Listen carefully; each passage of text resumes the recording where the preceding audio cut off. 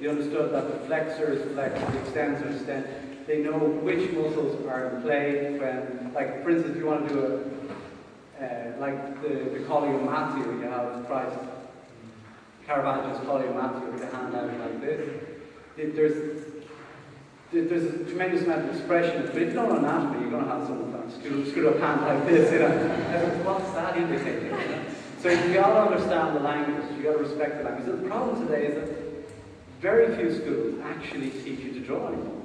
So essentially, there's a major crisis there, because if they don't teach you to draw, then you don't have access to the great masters, because you can't interpret them. So if you can't draw, then you can't copy a great master. So if you can't draw, you can't copy Michelangelo's David, for instance. And if you can't copy it, then you can't absorb the information that's there. So you're destroying access to the great masters. And if you destroy access to the great masters, you destroy access to the thought which inspired those great masters. So the philosophy and theology from which their works were born. Now this is a major crisis we have in contemporary culture. Very much in the Western world in particular, where you have pretty much since '68, the revolution, the student revolution in Paris, you have all these art schools destroying the plaster casts of the great works of art. So like it happened here in Dublin, where, for instance, in Kildare Street, when the art college was in Kildare Street, they just pushed these massive, beautiful sculptures, plaster casts, and these were first issue casts from the Victorian Albert Museum in London. They were very, very precious works of art. Just thrown out the window. Take 5 seconds for it to fall from the window and smash on the ground. But it took me 5 years to learn how that piece was done in the first place. You see how these iconoclasts they're trying to destroy access to our culture. And it's very, very sad. So, and I'd have to travel all around. I'd have to go to New York, I'd have to go to Florence, I'd have to go to Rome to learn all about what I could have learned from a decent teacher here in Dublin if they didn't destroy the classroom. You see? You know, in a moment of 5-second rebellion, it's caused so much for the future generations. So we must really value our culture. That's essentially what I'm talking about. So what I'm trying to do here is to teach this new generation to reconstruct the culture, reconstruct access to the culture. See, contemporary culture, it's not about destroying the David or destroying Michelangelo's sculpture or Verni's sculpture. Where the real danger is if we destroy access to those great masters. And that's what's happening. So you have a whole generation of artists who don't know how to draw and can't see. And this is particularly painful when you're studying in Florence, in the Florence Academy of Art, or the Accademia d'Arte di Firenze, which is their LCAD. And they have lecturers coming over from England and so on, telling them, like, they have David Hockney coming over to tell them that Michelangelo, Caravaggio, and all these guys were just using photo machines and they didn't know how to draw. Coming from David Hockney, it's a bit hard to take, because that guy cannot draw for his life. And they're saying that Bernini and Raphael and these guys couldn't draw. They drew like angels. They had a profound understanding of God, profound understanding of humanity, and they communicated. But the fact that he comes from this generation that just have no clue how to access that, so they can't interpret it. So they presume that they use these photographic machines. And to hear this person destroy Italian culture, and all these kids, Italian kids, mop it up and thinking this guy's God, it's very hard to take. So anyway, that's what I'm trying to address, the part of what I'm trying to address in school. So this is part of the way of doing it, is to break down the body into a language and teach them step by step. So here's an example of how each muscle is divided.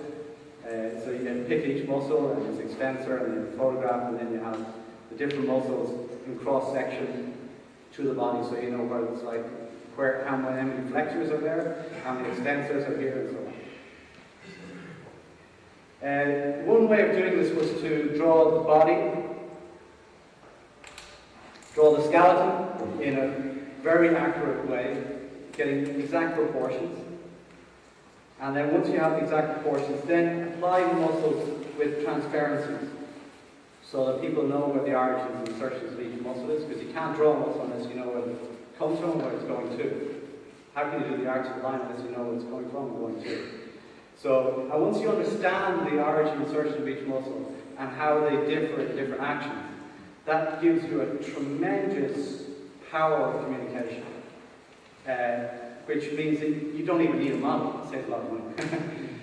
You don't even need a model, you just draw out of your head, and that's the way people like Michelangelo, Bernini, and Raphael worked. They just drew out of their imagination, just like that. And that meant that there was zero interference between the purity of their concept and the execution of that concept in form, in colour, and paint. And that's where great works of art come from. And if we want to recreate a culture that high, we got to go back to basics, back to the bones. And by doing that, we give access to this formation. Now, it doesn't stop here. This formation is very, very important. Once you understand what I've just gone through there, then you start to apply it to great masters. Now, this is a Pontormo, who was a follower of Del Sarto, who was a follower of Michelangelo. Pontormo was an extraordinary painter.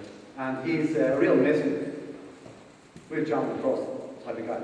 And he did this extraordinary paintings with tremendous anatomical detail and so on, but they're elevated, they're floating in the air. And this is an Angel Gabriel in an Annunciation. What I've done is I've taken this Angel Gabriel Annunciation and I've put this transparency on top and I've pulled out the skeleton.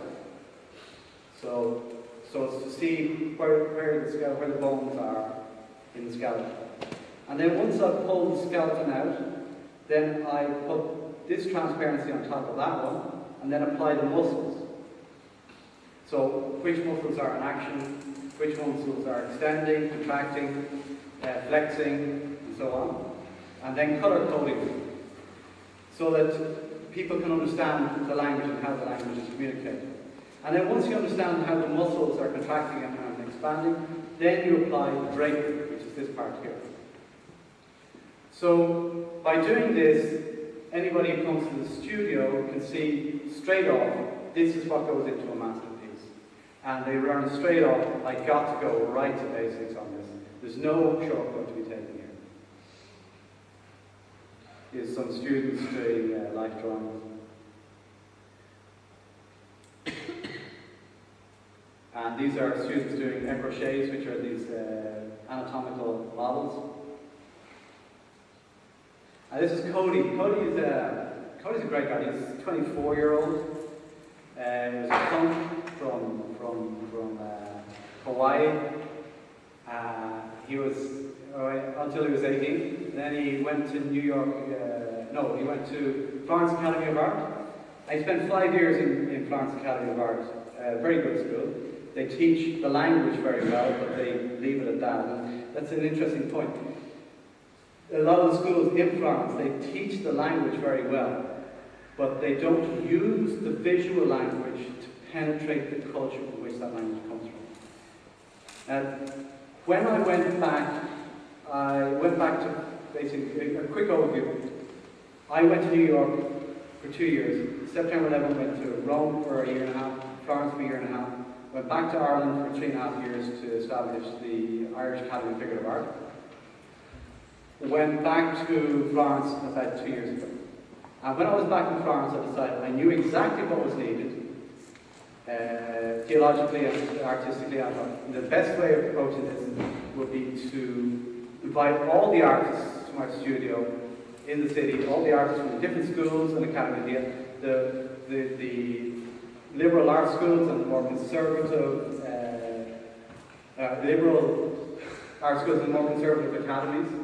And invite them all to show their work and explain what they're doing, and explain what's working and what's not working. And it became very evident through that experience. I knew it already, but I wanted them to realise that this themselves, that there are two major issues. The The students that went to the liberal art schools were basically not taught